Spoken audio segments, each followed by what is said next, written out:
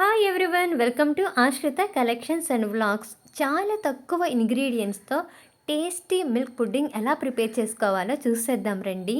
ఇది చేసుకోవడం చాలా సింపుల్, టేస్ట్ మాత్రం చాలా బాగుంటుంది. తప్పకుండా ట్రై చేయండి. దీనికోసం నేనైతే ఒక పెద్ద మిల్క్ ప్యాకెట్ అయితే తీసుకున్నాను. కొంచెం అడుగు మందంగా ఉండే గిన్నెలోకి ఈ పాలన్నీ పోసి కాసేపు మరిగించుకోవాలి.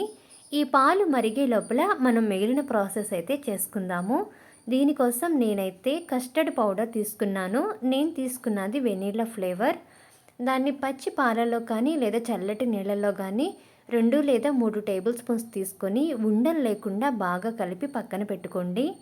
అలాగే వేరొక బౌల్లో 2 టేబుల్ స్పూన్ వరకు కార్న్ఫ్లోర్ తీసుకొని అది కూడా ఉండలు లేకుండా మంచిగా కలిపి పక్కన అయితే పెట్టుకోవాలి. ఇది చక్కగా ఉండలు లేకుండా కలుపుకోవాలండి. అప్పుడే మనకి పుడ్డింగ్ అనేది చాలా బాగా వస్తుంది, టెక్స్చర్ బాగుంటుంది. ఇలా ప్రిపేర్ చేసుకొని వీటిని పక్కన పెట్టుకొని మరిగిన పాలల్లోకి మనం తినే తీపిని బట్టి షుగర్ అయితే యాడ్ చేసుకోవాలి. ఇక్కడ నేను తీసుకున్న మిల్క్ ప్యాకెట్కి అయితే నేను ఒక 60 గ్రామ్స్ వరకు షుగర్ అయితే వేసుకున్నాను. మీకు ఇంకొంచెం ఎక్కువ కావాలంటే ఎక్కువైనా వేసుకోండి. నేను తీసుకున్నదైతే కరెక్ట్గా నాకు సరిపోయింది. బాగా తీపి లేదు, అలానే చెప్పగా లేదు, మీడియంలో అయితే ఉందన్నమాట. ఇంకా మనం షుగర్ అంతా కూడా చక్కగా కరిగించుకోవాలి. బాగా గుర్తుపెట్టుకోండి, షుగర్ అంతా మెల్ట్ అయిన తరువాత మాత్రమే మనం ప్రిపేర్ చేసి పెట్టుకున్న ఈ కార్న్ఫ్లోర్ ఉంది కదా, దాన్ని అయితే దాంట్లో పోసుకొని కలుపుకోవాలి. కార్న్ఫ్లోర్ వేయగానే పాలు అనేది మనకి తిక్కగా అవుతూ ఉంటాయి. ఒక 2 మినిట్స్ దాన్ని కలిపిన తర్వాత కస్టర్డ్ పౌడర్ కూడా బాగా కలిపి ఉండలేకుండా దాన్ని కూడా పాలల్లోకి యాడ్ చేసుకొని చక్కగా కలుపుకోవాలి. ఫ్లేమ్ని లోలోకి అడ్జస్ట్ చేసుకొని అడుగంటకుండా చక్కగా ఒక 2 మినిట్స్ నుంచి 3 మినిట్స్ వరకైనా ఇలా కలుపుకుంటూ మనం చేసుకుంటే మనకి ఈ పుడ్డింగ్ అనేది చక్కగా వస్తుంది. చూసారు కదా, మంచి క్రీమ్ టెక్స్చర్ అయితే వచ్చింది. ఇది బాగా పలచగా ఉండకూడదు, అలానే బాగా కూడా థిక్ అవ్వకూడదండి. చక్కగా మనకి క్రీమ్ టెక్స్చర్ వచ్చింది అనుకున్న తర్వాత మనమైతే స్టవ్ ఆఫ్ చేసుకోవచ్చు.